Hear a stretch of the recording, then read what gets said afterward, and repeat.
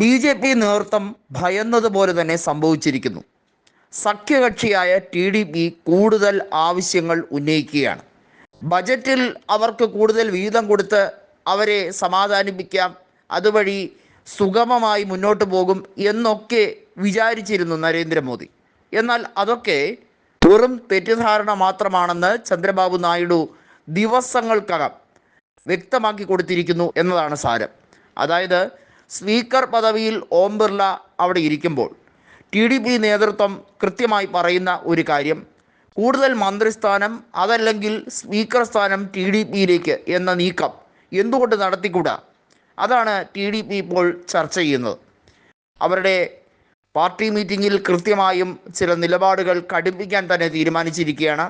ബി.ജെ.പിക്ക് ഇപ്പോൾ ശരിക്കും പല സംസ്ഥാനങ്ങളിലും ഒരു പൊട്ടിത്തെറിയിലേക്ക് പോകുന്ന രാഷ്ട്രീയ സാഹചര്യം ഉണ്ട് എന്ന് മനസ്സിലാക്കി തന്നെയാണ് സഖ്യകക്ഷികൾ കച്ചകെട്ടി ഇറങ്ങിയിരിക്കുന്നത്.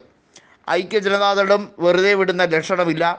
ബജറ്റിൽ വാരിക്കോരി കൊടുത്തു എന്നൊക്കെ പറയാൻ വലിയ ഉത്സാഹം കാണിച്ചാൽ പോലും ബി.ജെ.പിയെ വിടുന്ന പ്രശ്നമില്ല. അതിന് കാരണമാകുന്നത് രാജ്യസഭയിൽ ഉൾപ്പെടെ കൃത്യമായും ബി.ജെ.പിക്ക് ഭൂരിപക്ഷമില്ല എന്നുള്ളത് സഖ്യകക്ഷികൾക്കറിയാം. ലോക്സഭയിൽ ഇല്ല എന്നുള്ളത് മാത്രമല്ല, രാജ്യസഭയിലും ബില്ലുകൾ പാസ്സാക്കുക അത്ര എളുപ്പമല്ല. സഖ്യകക്ഷികളുടെ ഡിമാൻഡ് അനുസരിച്ചല്ല ബി.ജെ.പി മന്ത്രിസഭ രൂപീകരിച്ചിരിക്കുന്നത്. സഖ്യകക്ഷികളെ അവഹേളിക്കുന്ന തരത്തിലായിരുന്നു കാര്യങ്ങൾ എടുത്തത്. മാത്രമല്ല, നരേന്ദ്രമോദിക്ക് കൂടുതൽ താല്പര്യമുള്ള ഘടകകക്ഷികൾക്ക് കൂടുതൽ വലിയ പദവികൾ, പോർട്ട്ഫോളിയോകൾ കൊടുത്തതും ഇവരെ അസ്വസ്ഥരാക്കിയിട്ടുണ്ട്. അതുകൊണ്ട് നായിഡുവും നിതീഷ് കുമാറും വീണ്ടും ഒരു ചർച്ചയിലേക്ക് പോകും എന്നുള്ളത് വളരെ വ്യക്തമായി കഴിഞ്ഞിരിക്കുന്നു. ബജറ്റിൽ വിലയിരുത്തിയിരിക്കുന്ന തുകയോ അല്ലെങ്കിൽ അതിൻ്റെ വിഹിതമോ ഒന്നും നോക്കിയല്ല നായിഡുവും നിതീഷും രാഷ്ട്രീയം കളിക്കുന്നത്. നായിഡുവിനും നിതീഷിനും ഇതിലും വലിയ ഓഫർ ഇന്ത്യ മുന്നണിയിൽ ചെന്നാൽ കിട്ടുമെന്ന് അവർക്ക് കൃത്യമായി അറിയാം. അതുകൊണ്ട് തന്നെയാണ് ഇവിടെ ബി.ജെ.പിയെ മുൾമുനയിൽ നിർത്താൻ പരമാവധി കിട്ടിയ അവസരം. കാരണം പന്ത് അവരുടെ കയ്യിലാണ്. അവർക്ക് ഏത് രീതിയിൽ കളി മുന്നോട്ട് കൊണ്ടുപോകണം എന്ന് കൃത്യമായി അറിയാം. മൈതാനത്ത് നിലയുറപ്പിച്ച് നിൽക്കുന്ന രണ്ട് കരുത്തരായ പടയാളികളായി തന്നെയാണ് നായിഡുവും അതുപോലെ നിതീഷ് കുമാറും നിൽക്കുന്നത്. നരേന്ദ്രമോദിക്ക് ഒരക്ഷരം മിണ്ടാൻ ചിലപ്പോഴൊക്കെ കഴിയാതെ വരും. ആ സാഹചര്യം കൃത്യമായി മുതലെടുക്കാൻ ഇനിയും അവസരങ്ങൾ കിട്ടും എന്ന് നായിഡുവിനും നിതീഷ് കുമാറിനും വ്യക്തമായി തന്നെ അറിയാം.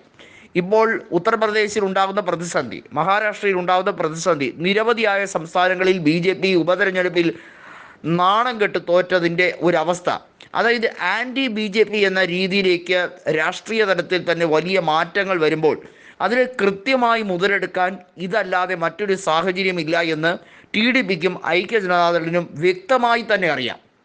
ഐക്യ ജനതാദളും ടി.ഡി.പി ഇതിനു മുമ്പും എൻ.ഡി.എയുടെ ഭാഗമായിട്ടുണ്ട്. അന്നൊക്കെ വലിയ സ്ഥാനമാനങ്ങൾ അവർക്ക് കിട്ടിയിട്ടില്ല. അന്നൊക്കെ കിട്ടിയതിൽ നിന്നും എന്ത് കൂടുതലാണ് അവർക്ക് കിട്ടിയത്? 2014 നരേന്ദ്രമോദി പ്രധാനമന്ത്രിയായപ്പോൾ അന്ന് ടി.ഡി.പി അവരുടെ ഒപ്പമായിരുന്നു. അന്ന് ടി.ഡി.പിക്ക് ഉണ്ടായിരുന്ന എം.പി ആയിരുന്ന അശോക് ഗജപതി രാജു പശുപതി അന്ന് വ്യോമയാന വകുപ്പ് കൈകാര്യം ചെയ്തിരുന്ന കേന്ദ്രമന്ത്രിയാണ്. പിന്നീടാണ് ടി.ഡി.പി അതിൽ നിന്ന് വിട്ടുപോയത്. അതുപോലെ തന്നെ ഐക്യ ജനതാദളിനും സഖ്യത്തിൻ്റെ ഭാഗമായി 2019 മത്സരിച്ചപ്പോൾ അവർക്ക് വലിയ നേട്ടങ്ങളൊന്നും കൊടുത്തില്ല. ഇപ്പോഴും അങ്ങനെ തന്നെയാണ് കാര്യങ്ങൾ. കൂടുതൽ സ്ഥാനങ്ങൾ നേടിയെടുക്കാൻ കഴിയും എന്ന് അവരെ വ്യാമോഹിപ്പിച്ചവർ പലരുമുണ്ട്. ഇന്ന് അവർ തന്നെയാണ് നാണം കെട്ടിരിക്കുന്നത്. ഇതിനൊരു മാറ്റമുണ്ടാകാൻ വേണ്ടി അവർ കച്ചകെട്ടി ഇറങ്ങിയിരിക്കുന്നു.